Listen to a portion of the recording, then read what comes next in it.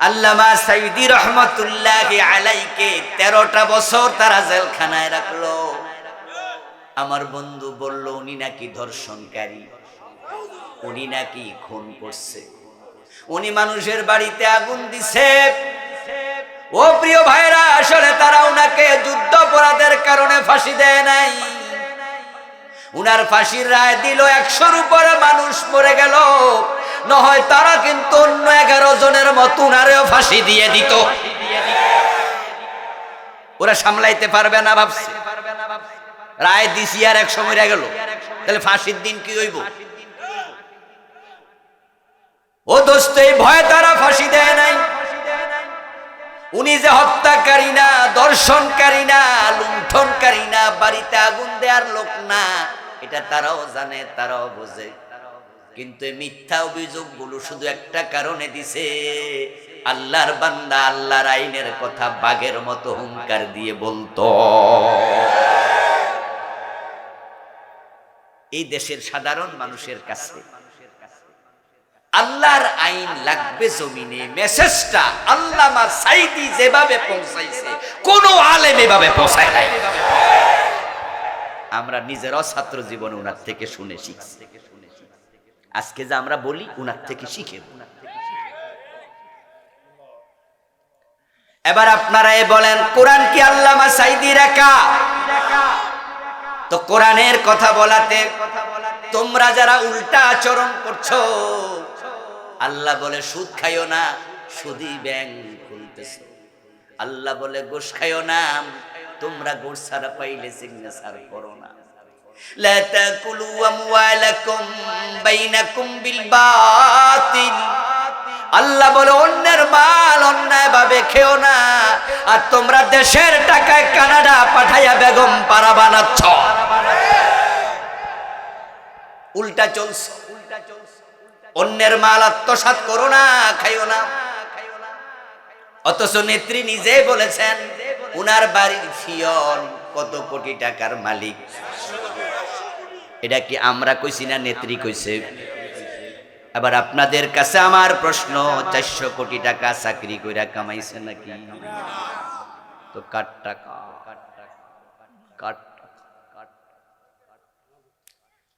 ও দোস্ত, এসালম company, এসালম group ইসলামী ব্যাংকের 18টা শাখা থেকে টাকা লুট করে বিদেশ পাচার করেছে 80,000 কোটি।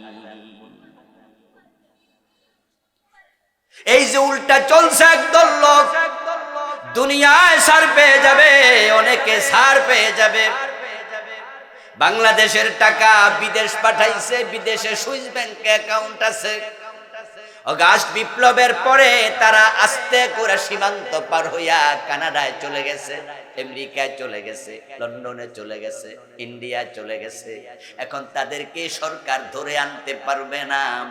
বাকি জীবন ওই যে মানুষের টাকা পাচার করছে, দেশের টাকা লুট করে পাঠাইছে, পায়ের উপর পা তুইলা নাতি ফুতি লইয়া 14 গোষ্ঠী আরো 100 বছর খাইতে পারবো। আর মনে মনে কয় আমরা রে ধরতেও পারবা না। কিন্তু আমার রাসূল কয়, শোন, তুই কবর থেকে উঠার সাথে সাথে আল্লাহ তোরে উল্টাইয়া দেবে। এখানে ধরতে যদি নাও পারে, তুমি ভাইবো না তুমি ছাড় পাইয়া গেছো। খুন করার পরে লাশ গুম করে ফেলেছে, লাশকে খুন করছে এটা জানেও না, মামলা হয় নাই, যে খুনি সে ছাড় পাইয়া গেছে দুনিয়ার কেউ জানেও না। এমনও 2-1 খুনি আছে না নাই? আল্লাহ বুঝি জানে না? ওই খুনি যদি ভাবে আমি মাইরা লাইছি, বাচ্চা গেছি, তুই ব্যাক কল, তুই বোঝসই নাই। ওয়াকুল্লা শাইইন আহসাইনাহু কিতাবা। কোরআনে আল্লাহ তাআলা বলেন, আমি তোমাদের জীবনের সকল কর্ম তৎপরতা কথাবার্তা লিখার জন্য কিতাব বানায়া রাখছি। ওয়া কুল্লা ইনসানিন আলজামনাহু তায়রাহু ফি উনুকিহি ওয়া নুখরিজু লাহু ইয়াওমাল কিয়ামাতি কিতাবান ইয়ালকাহু মানশুরা। ইকরা কিতাবাক কাফা বিনাফসিকা আল-ইয়াওমা আলাইকা হাসিবা।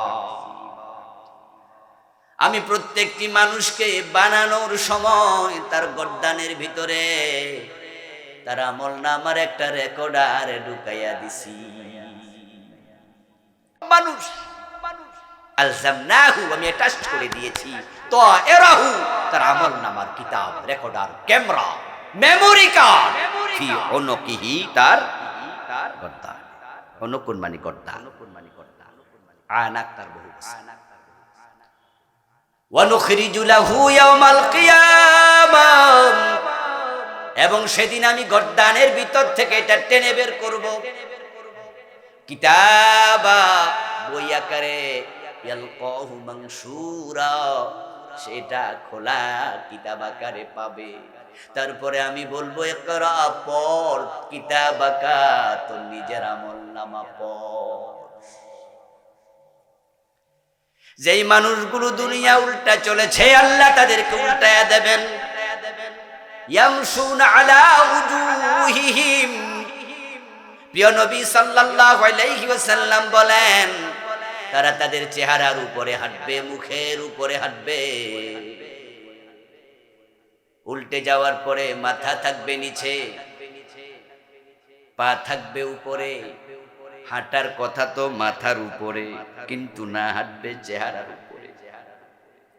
তার মাথাটা একটু ঘুরাইয়া চেহারার উপরে আল্লাহ হাঁটাবেন। কারণ যত অপরাধ মানুষ করে, সবচেয়ে বেশি করে তার মুখ দ্বারা। সুদ খাইছে কি দিয়া? গোশের টাকা, আঙ্গুর, আপেল কিনা, মাছ মাংস কি দিয়া?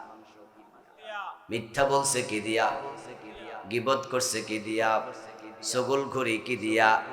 অধিকাংশ অপরাধ মুখ দিয়া করছে।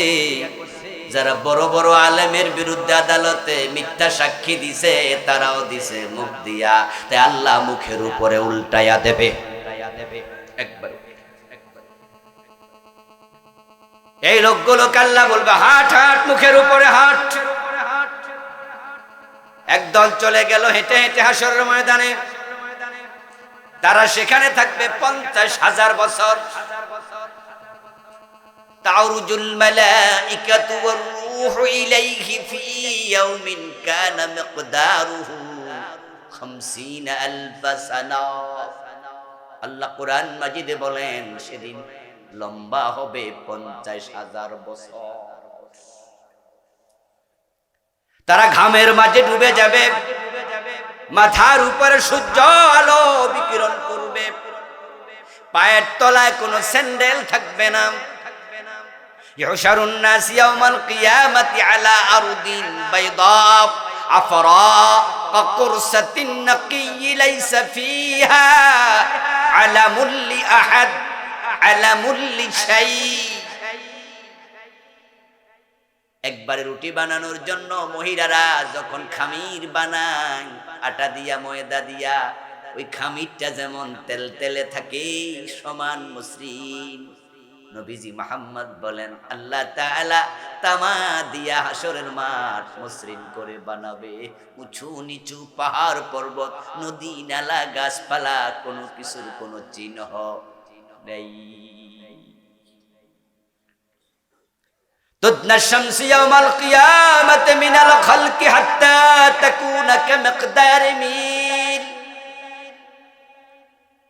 এবং সূর্যকে উপর থেকে টেনে মাথার উপরে সুরমা দানির শলাকার দূরত্বে আনা হবে।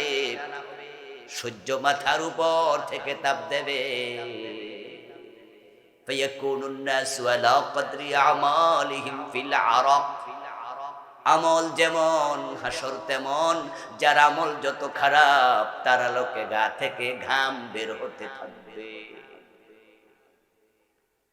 فمنهم من يكون إلى كعبيه ومنهم من يكون إلى ركبتيه ومنهم من يكون إلى حقبيه ومنهم من يلجم العرق إلجاما।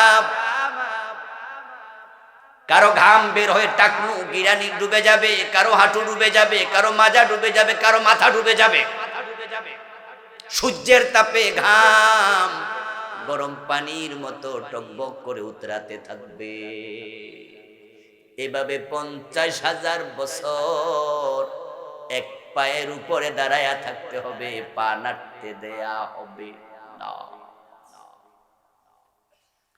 রাসূলুল্লাহ সাল্লাল্লাহু আলাইহি ওয়াসাল্লাম বলেছেন, হাসরের ময়দানে শুধুমাত্র 2 পা রাখার জন্য, প্রতিটা পা রাখার জন্য যতটুকু জায়গা একজন মানুষের জন্য, এর চেয়ে বেশি জায়গা বরাদ্দ থাকবে না।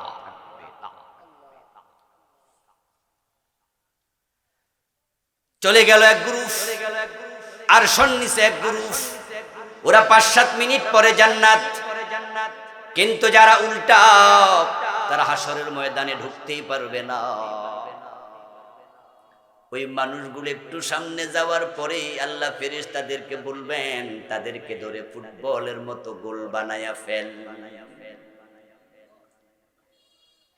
ইউরাফুল মুজরিমুনা বিসীমাহুম ফায়ুখাযু বিন-নাওয়াসি ওয়াল আকদাম। ফেরেশতা এসে পায়ের মাঝে ধরবে এক হাত দিয়ে, আর এক হাত দিয়ে চুলের অগ্রভাগে ধরবে। নাওয়াসি, নাসিয়াতুনের বহু বচন। নাসিয়াতুন মানে এই জায়গা চুলের অগ্রভাগ। কপালের সামনে চুলের অগ্রভাগে এক হাত দিয়ে চেপে ধরে, আর এক হাত দিয়া পায়ের তলায় ধরবে। আকদাম, কদমের বহু বচন। মেরুদণ্ডের হাড্ডি ভেঙ্গে গুল বানাবে। আল্লাহ এবার বলবে, তাকে জাহান্নামে ফেলে দে, তার কোনো বিচার দরকার নাই। তোমরা যে বিচারের নামে অবিচার করছো, প্রহসন চালাইছো, সাক্ষীদেরকে তোমরা শিখাই দিছো হুজুরের বিরুদ্ধে হাসরের ময়দানে তোমরা জালেম। আল্লাহ বলবে, তোদেরকেও বিনা বিচারে জাহান্নামে ফেলে দিলাম। সেদিন বাঁচাবে কে? ফেলে নুকিমু লাহুম ইয়াউমাল কিয়ামাতি ওয়াজনা। সূরা কাহফে আল্লাহ বলেছেন, আমি কিছু মানুষের জন্য সেদিন বিচারের মিজান দাঁড় করাবো না, তোদের কোনো বিচারের দরকার নেই। যার দুনিয়া যেমন, আমল যেমন, তার আখিরাত তেমন। এই কোরআন আল্লাহ হেদায়েতের কিতাব বানায়া আমাদেরকে আমল করতে বলছে, আমল শিখাইছে রাসূলের মাধ্যমে। নবীজি মুহাম্মদ সাল্লাল্লাহু আলাইহি ওয়াসাল্লাম আল্লাহ আমাদের জন্য বানাইছেন আদর্শ। তাই আমরা আমলটা কিভাবে করব? আমি শুরু করেছিলাম, আমালু আমালু, আমল করো, আমল করো। ফাতেমা, রাসূলুল্লাহ ফাতেমাকে ডাকলেন, ডেকে বলছে, ফাতেমা, কিছুক্ষণ আগে আল্লাহ আয়াত নাযিল করছে, সেদিন কেউ কোন উপকারে আসবে না। আমল করো, তুমি আমলের মাধ্যমে তোমাকে জাহান্নাম থেকে বাঁচাও। যদি তোমার কাছে দান করার মতো কিছু না থাকে, হাতে একটা খেজুর থাকে, ও ফাতেমা খেজুর মাঝখানে ছিঁড়ো, মাঝখানে ছিঁড়েই অর্ধেকটা হলো গরিবের হাতে দেও। এটাকে ওসিলা বানায়া আল্লাহকে বলো, আল্লাহ আমার দানের ওসিলা আমাকে জাহান্নাম থেকে বাঁচাও। সেদিন নবীর মেয়ে পরিচয় দিলে আল্লাহ ছাড়বে না। নবীর মেয়ের পরিচয় দিয়া হাসরের দিন জান্নাত পাওয়া যাবে না। আমল করো, আমল করো। রাসূল যদি ফাতেমারে আমল করতে কয়, এখন আমরা কারো ভরসায় বসে আছি। অনেকে তো কয়, আমার পীর সাহেব হুজুর আছে, আমার টেনশন নাই, আছেন আমার মুক্তার, আছেন আমার ব্যারিস্টার, শেষ বিচারের হাইকোর্টেতে তিনি আমায় করবে পার। দেখছেন নি, উনি পার করবে আশা বইয়া রয়েছে। এজন্য দোতরা কান্দে নিয়া গান করে, বিড়ি টানে গাঁজা খায়, নামাজ পড়ে না, আল্লাহর সেজদা না দিয়া পীরের পায়ে সেজদা দিচ্ছে। এমন কিছু ভণ্ড আছে না নাই? সেজদার মালিক কে? আর হাতে দিল কারে? এর বাবারে দিছে। সে মাজারে গিয়ে সেজদা করে, সে পীরের পায়ে পড়ছে। তার চিন্তা কি? তার চিন্তা হলো পীর তাকে হাসরের দিন আছেন আমার মুক্তার, আছেন আমার ব্যারিস্টার, শেষ বিচারের হাইকোর্টেতে তিনি আমায় করবেন পার। আমি পাপী, তিনি জামিনদার, জামিনদার বানিয়ে রাখছে।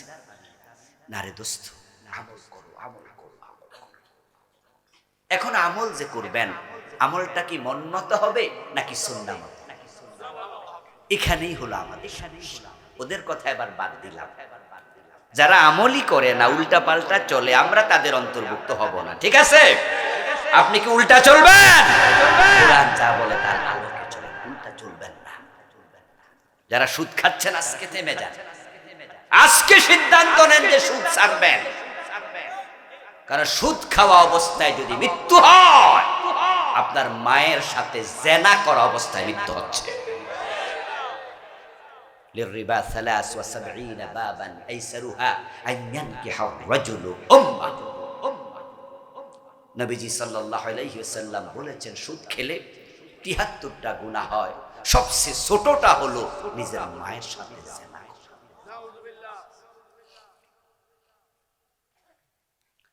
قال رسول الله صلى الله عليه وسلم من اكل درهم ربا وهو يعلم أنه وشد من 36 زينا। প্রিয় নবীজি বলেন, যে ব্যক্তি জেনে শুনে 1 টাকা সুদ খায়, তার আমল নামায় 36 বার জেনার গুনাহ লিখে দেয়া হয়। 1 টাকা সুদ খেলে 36 বার ব্যভিচার, জেনা। 100 টাকা সুদ খেলে 3600 বার জেনা। 1000 টাকা সুদ খেলে 36,000 বার জেনা। কোন জান্নাত খুঁজছো? এই জন্য সুদখোর তুমি আজকে থেমে যাও। অন্যের সম্পদ দখল করে বসে আছেন।